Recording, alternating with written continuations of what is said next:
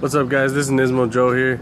I just wanted to give you guys a little update on what's been going on. I know I haven't posted any videos recently because I've been working a lot. I just got my job back here at Nissan of Bakersfield, and that's why you see all these cars behind me.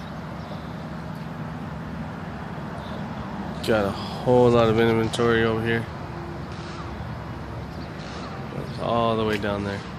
But yeah, so I've been working a lot, been selling cars, and it's been crazy, busy, you know, just a lot of sales going on and everything. So I haven't been able to really work on the car much, but I've been getting little things done here and there after work whenever I have a chance. So hopefully it'll be getting done pretty soon within the next couple of videos.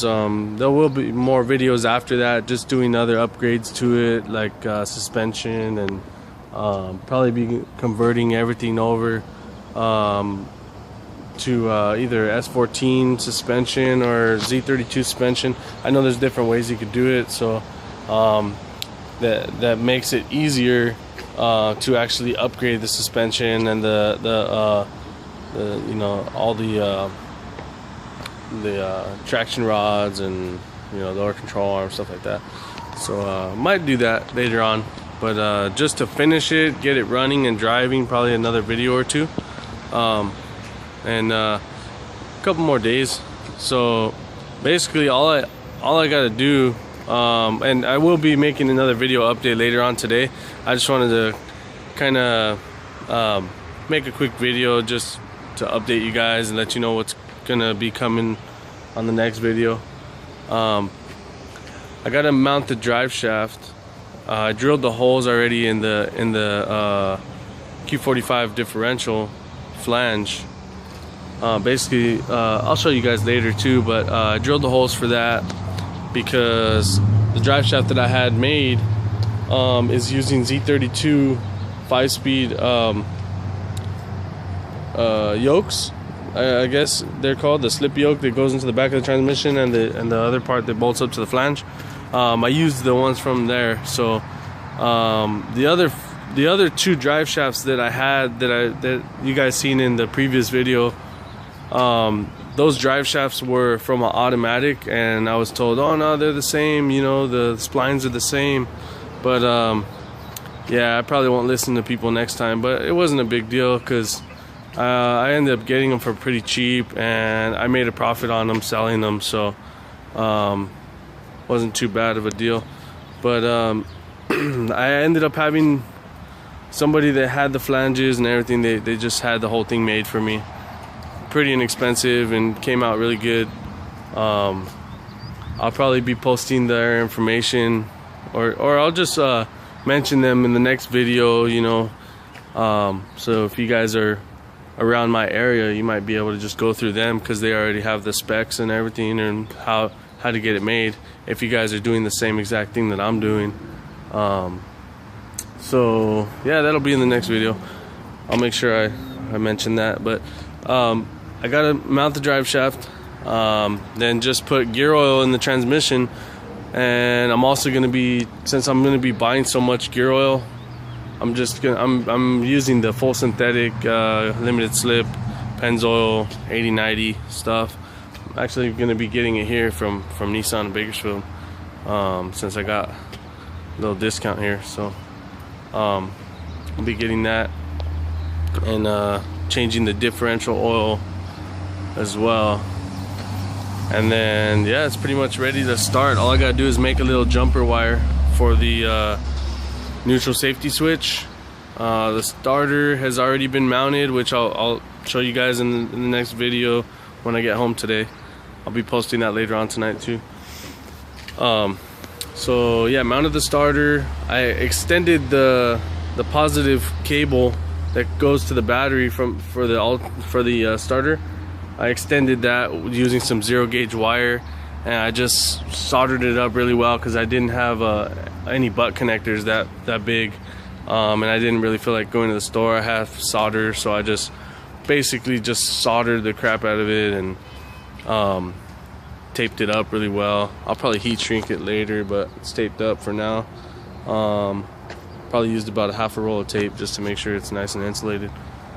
Got that, and then the good thing about the S terminal, that thing just plugged right in. Didn't even have to extend it.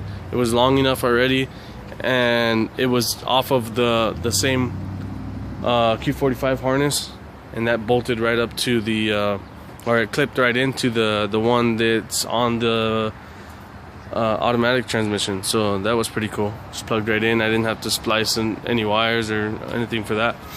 And then the neutral safety switch. So basically that's all I'm gonna need. I'm pretty sure. I mean, I guess I won't know until I try it, but I'm pretty sure that's all I'm gonna need just to start it. But to get it running and driving on the street, I am gonna need to wire in the reverse lights, which I already found the diagram on Q45.org. I pulled up the FSM on there, and I found the wiring diagram.